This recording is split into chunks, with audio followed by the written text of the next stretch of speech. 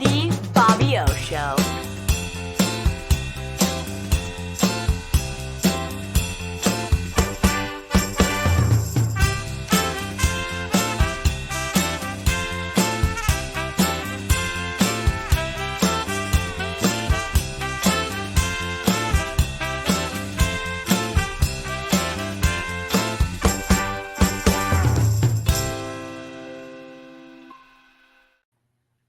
Welcome to the Bobby O Show. My name is Bob O. Potsner. I'm an attorney in Danbury, Connecticut, and I have lined up for you today a very, very interesting show. But before we start, some of the pictures you saw at the start of the show were pictures of people related to the Relay for Life. And one of the ladies in the pictures, Jen, is having surgery next week. And I just want to wish her a shout out to wish her a very healthy recovery and a very healthy and happy surgery, and we'll say Mishi Berach for her, which is a Jewish song for healing. We wish you the very best, Jen. I had to say that for today's show. As we proceed now to a show I have with Dr. Deborah Gilman. Deborah she's allowed me to call her Deborah. Deborah is a licensed psychologist, child specialist, and I met her at a seminar a couple weeks ago in Connecticut at Quinnipiac University. She is from Pittsburgh, Pennsylvania, and she has done a lot of studying on children and on families. Her thesis that she's written, and we're going to have her describe what her background is by herself, but she's a graduate with honors from Carnegie Mellon University in Pittsburgh, Pennsylvania. Her thesis was Infant Categorization, a language-based or task-dependent process. I'd like to know a little bit more about that thesis. She got her master's and PhD from Tulane University in New Orleans, Louisiana. And she has done some great work in this field. And today we're going to focus on the first part of what will probably be a 3 or 4 part series about different aspects of dealing with life cycle events. And today's first initial show is going to be about baby-proofing your relationship. Deborah, say hello to the audience from Danbury, Connecticut, while you're in Pittsburgh, PA. Hello, everyone. I'm so glad to be here. Thank you, Bobby, for having me. I am really excited to, talk with you and have some fun and maybe impart a little bit of knowledge and wisdom to your audience. And we all should give a shout out to Elle Barr, attorney who is from Pittsburgh, who you know very well, who actually introduced us to each other. And so she gets a little credit for production. We'll call her the assistant production manager of this show. Yes. Tell us a little about yourself. We see a fire going in your background. I'm sure it's freezing right now in Pittsburgh, Pennsylvania. It was more for the ambience, but I will tell you, my husband built me this beautiful office during the COVID pandemic, and I'm in the basement adjacent to a wine cellar. So it does stay a little bit chilly throughout the entire year here. Right now, the heat's not on, but the fire adds some ambiance. I love it. Makes us feel like we're a little bit cozy. Yes, it makes it very, very fine. And your little friend to your left over your shoulder is pretty cool too. Yeah, my little teddy bear. Sometimes I need a little bit of support during the day, so I need to hug my little comfort stuffy as well. They're important for all of us. I call them like the little gas can that gets you through the day. And, especially with kids, when they're having separation from mom and dad, having that little stuffy can be really helpful. But as adults too, we need to look at something that makes us feel comforting and gives us that extra support sometimes. I don't see a Steelers flag behind you for the Pittsburgh Steelers, but that's okay. I do have one. It's behind my Peloton, which is a little bit of a mess over here, but let me see. That's okay. Dun, dun, dun, terrible towel. There you are. Tell me, I've given you your background educationally, but very briefly, tell me a little about yourself. Who are you? What do you do? And we're going to connect that to the show. Yeah, so I am a licensed psychologist, and I'm also a mother of 2 teenagers. I have a 16-year-old boy and a 14-year-old girl, and I've been married for almost 21 years now. And a lot of what I do and a lot of my past experiences in my field have been on child development. So while I was at Carnegie Mellon, I focused a lot on how infants develop. So from like that 0 to 3, 0 to 5 young child age range, I was looking a lot at language development, of course, working with amazing experts in the field who looked at brain development on many different levels. And a lot of my interest while I was there focused on how parents can help support healthy development and those different trajectories that happen to us as we're growing up. And so everybody has adverse times in their lives, some more significant than others. And I really wanted to explore more as I went on to grad school about those different transitional times in our lives and what helps us be resilient and what might impact us in a way that takes us down other pathways that interrupt us from being able to thrive in our development. A lot of my work now in my practice focuses on families as they go through various transitions. So I do a lot of divorce work and work with families that are separating, but I do a lot of other work with families who are at different developmental or just life transitions. So having children, blending families, adopting children, having children leave the nest, and working with couples and working with families through all of those different wonderful life cycles. But those times where even positive things can cause us a little bit of stress or change the way our family system operates.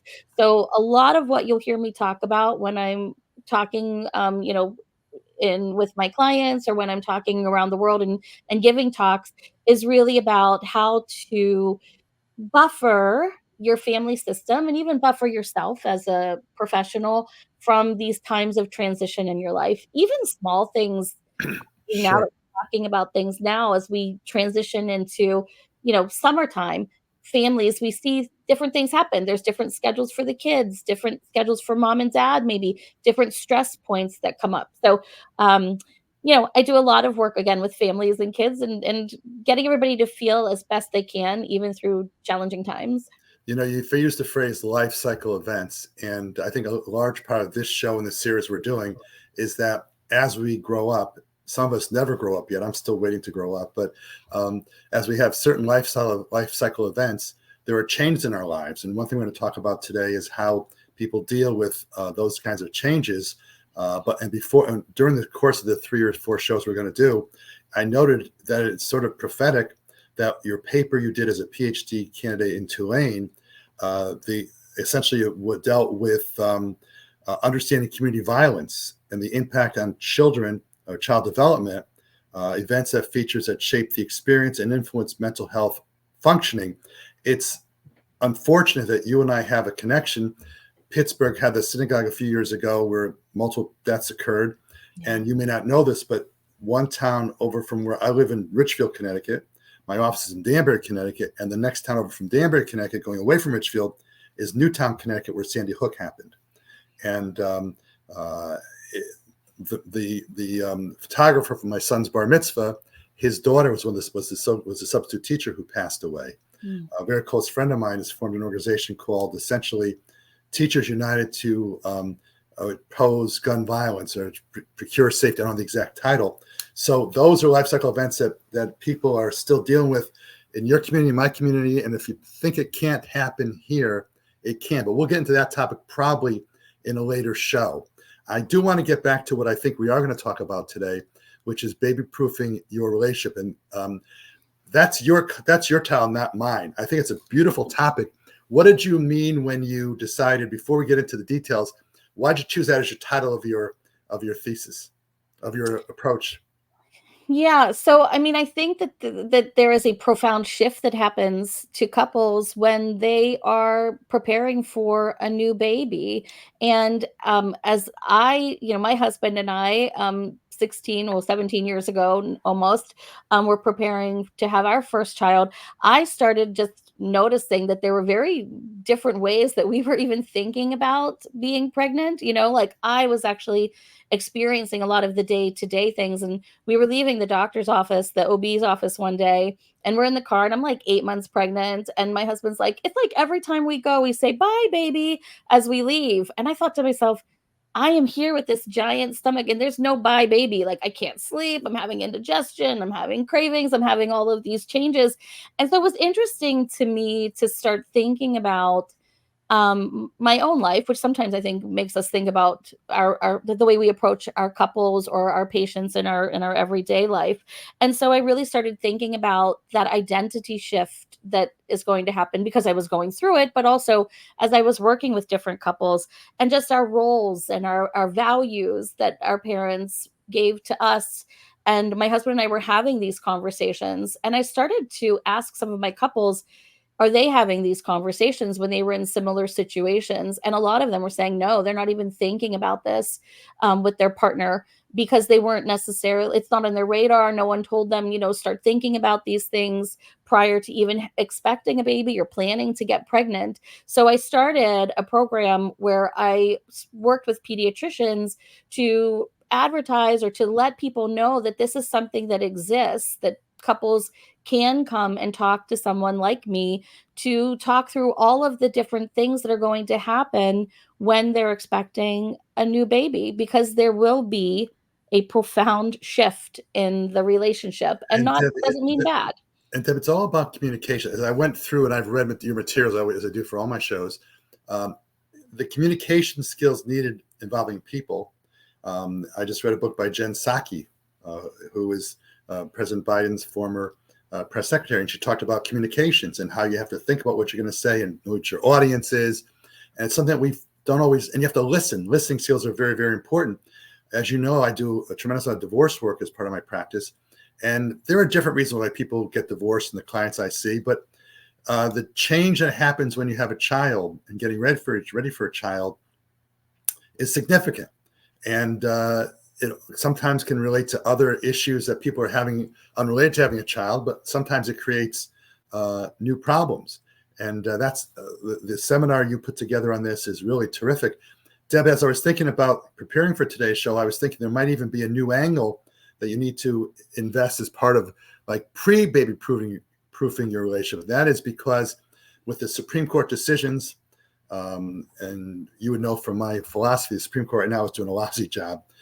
But from their decisions, people have to think about, gee whiz, if I want to get pregnant, what happens where I live?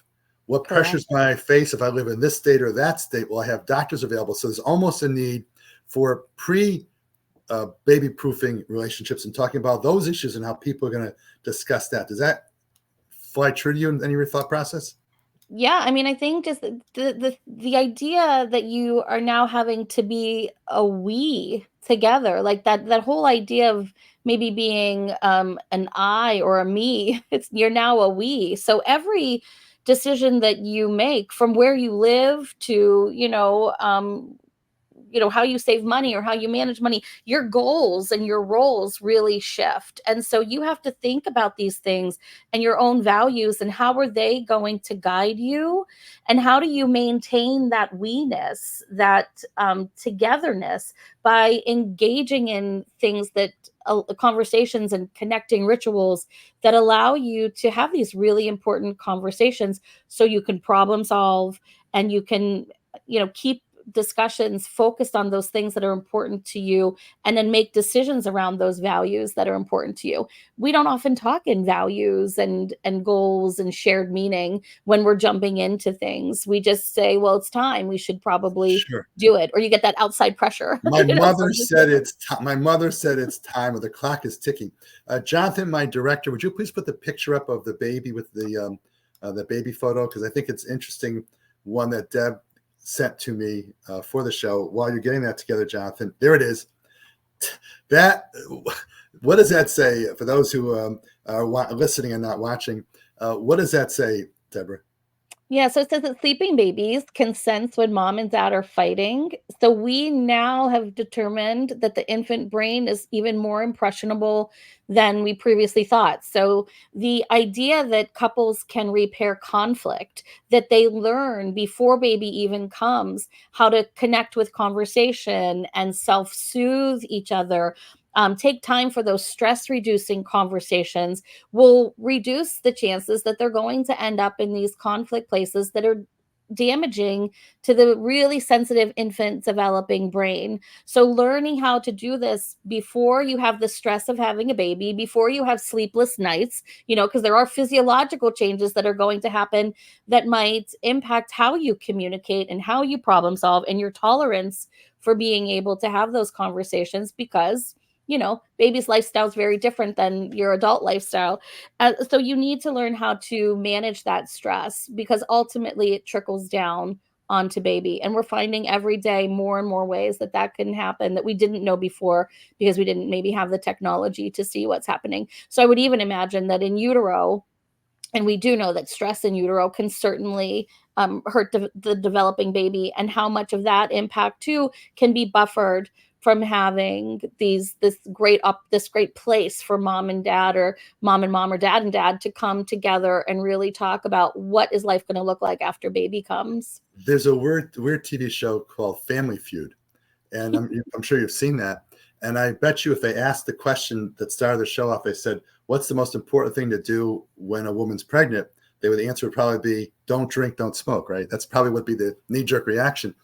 But most people, I didn't necessarily think until I saw your slide there.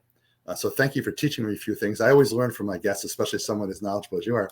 And the next thing in your thought is, wait a minute, if we're going to have arguments, if we can't get our things that we don't have that are working together, and we're arguing all the time, it's going to affect my, I guess, hormones for the woman, and it might affect the baby. So talk about how you specifically deal with those issues. Do you warn your people, or how do you get into that conversation with people coming to you? I think you said to me in our pre-prep show that this topic came in part because some couple said, hey, we're getting anxious about having a baby, and that sort of made you develop. So what do you do with people who are constantly bickering, who in your office are bickering? You paid on your credit card. No, you paid on your credit card. How do you help them? So one big thing we do is we talk about how to repair conflict. A conflict in and of itself is healthy for a relationship.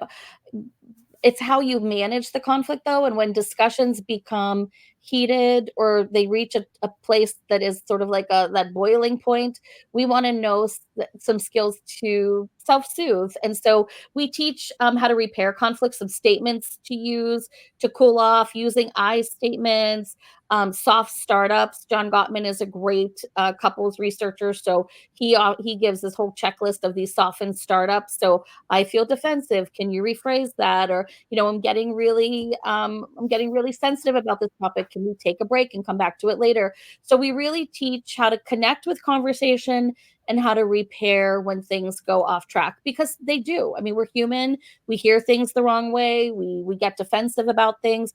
And it's really important that you have those conversations to connect and help each other.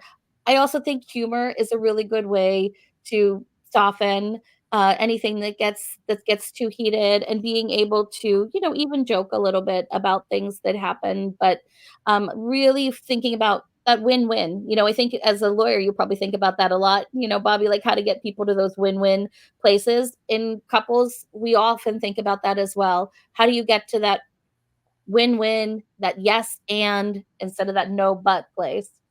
Actually, sometimes, unfortunately, we worry more about, as lawyers, avoiding the lose-lose rather than getting the win-win, because sometimes, people, when I see people in divorce cases, it's at their worst time, other than having a death. And for some people, this is like a death, especially if it's, a 25-year marriage, and the wife comes home and says, you know what, I decided I'm going, goodbye, good luck. So the one who is the recipient of it, it's obviously more difficult in many respects.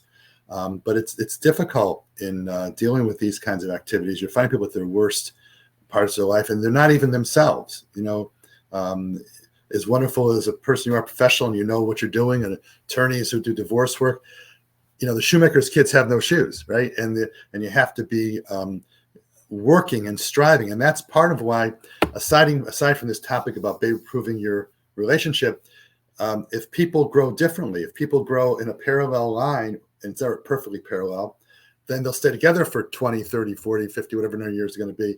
But if they're growing up like this, if both parties are big party animals before they get married, and then the woman says, I'm getting pregnant now, for example, I better stop drinking as much as I did. And the guy said, wait a minute.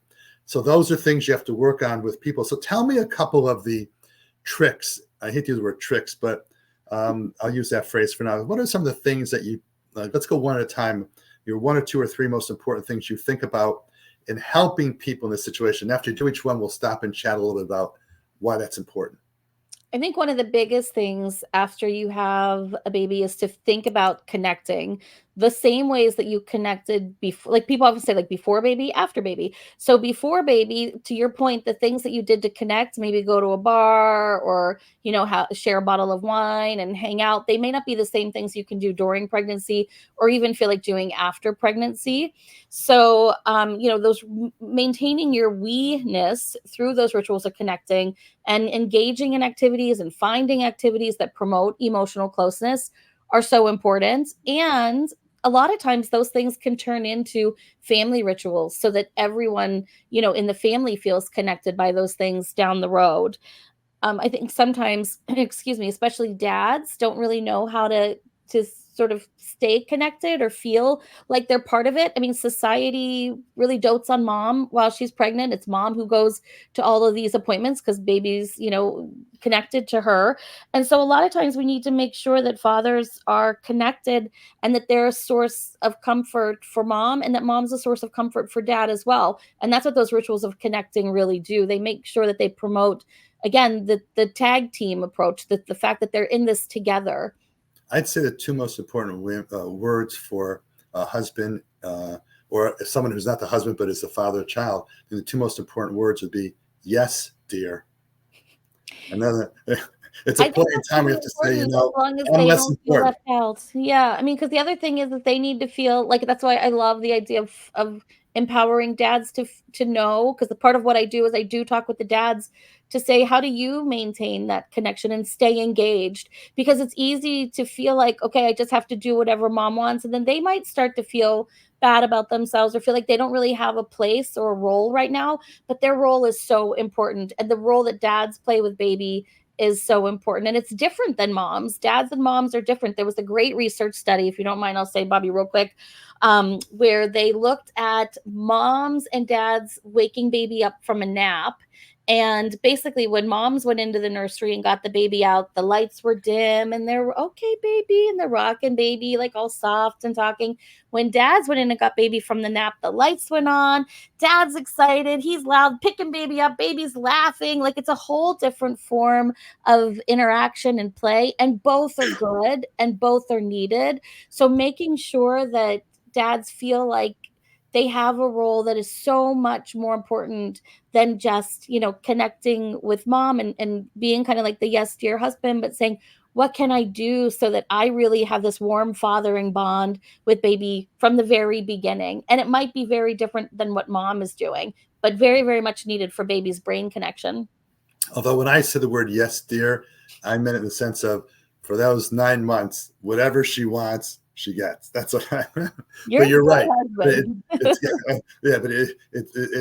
got to do that. And it's especially hard when you have someone, excuse me, who is the father who doesn't live with the pregnant mom. Yeah. You do those kinds of issues?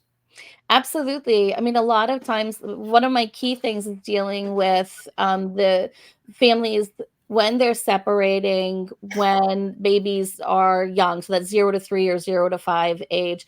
There is a common window for divorcing couples between 4 and 7 years of marriage. So that means babies are around 3 years old, right? If you're following what we would say a typical timeline is, although there isn't necessarily one. So the research is saying when the babies are still young, they're in this under 5 range, we're having a lot of parents separating. So I see a lot of families with these really young kids that are living in 2 different homes, and how to make sure that both parents feel like they have some equal influence and have that secure attachment with baby, because baby needs that.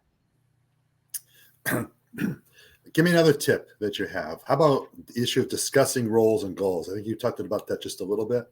Yes, that's really important. You need to reflect on your own family background. I have yet to find two people who got married and have the exact same family background. Like, I mean, it would be very rare. And I think that you have to reflect on what type of things you liked about your parents, what types of things you felt like you want to emulate, and then what are some things that happened in your family that you want to make sure that you don't repeat or that you want to be aware of, and then how does that match with the values and the goals of your partner, and making sure that those things guide your parenting styles, guide your decisions that you make together as a couple. If you have these conversations, you're going to then appreciate more and understand more where your partner is coming from when they're talking to you about things, and why is that important to them when that's not important to me at all. Oh yeah, that comes from their background. That comes from something that we've talked about that's important. And I would say be curious too. This isn't just a one time conversation. If you notice that something's coming up for your partner, ask and say, I notice that keeps coming up for you, that you really are focused on, us, going out and doing charity work, for example. Where is that coming from? And then you will talk through it and have an understanding of why is philanthropy so important to your spouse when you didn't even know that maybe before. So there's that really great thing of just understanding what your goals are and how your early development has shaped the way you want to parent. And don't, I'm not a psychologist, but I've been around the block a little bit. Don't defer important decisions. So, for example, if the wife or the mother, shall we say, is Jewish and the father is another religion, talk about it before you get pregnant. How are we going to raise this child? I mean, it's easy to say, well, they'll be tasting all religions. But, will the child be bar mitzvahed? Will the child be christened? Whatever. Have those conversations. And there's no one size fits all. That's why the Griswold decision in the United States Supreme Court about your own home. See, I get a little political again. But have those discussions. If your fiance you live in Pittsburgh and your fiance lived in Milwaukee, discuss in advance who's going to move to where, because it's not going to be a good marriage if you're 800 miles away, whatever. And there isn't a right or wrong answer. It's a matter of having the conversations. And most importantly, I think, aside from those two, maybe not most importantly, what's the daycare going to be like? How are you going to handle when you both go back to work? And in our society, we have to respect the gender of both parents who work. It's not like when my mother and father had kids years and years ago. Even then, my mother worked a little bit, but the father was the quote breadwinner. This is a real world, and you have to talk about so those are things that I'm sure you deal with on a day-to-day basis. This show has gone very fast. That's why we're going to do at least 3 or 4 shows. You've been wonderful, but I'm going to give you 30 seconds to say any last word you want to say before I close the show out. Yeah, I mean, I would just say this. There's plenty you can do to strengthen or baby-proof your relationship. And, communication, communication, communication. That is the key. As long as you talk about it, you can figure it out. I haven't had anyone have a conversation that they haven't been able to at least get to some sort of solution that felt like it was still a common goal. And, there's lots of things that you can do right as a parent. And the biggest thing is having that preparation and having those conversations. Deborah, you've been a wonderful guest, as I knew you would be. Obviously, my new Pittsburgh connection is going to add a lot to my show. And we'll see you back soon. And I want to thank you very much for your insights and your perspectives. And thank you very much. This has been Bobo Potsner. Thank you very much. This is Bobo Potsner. Welcome to The Bobby O Show.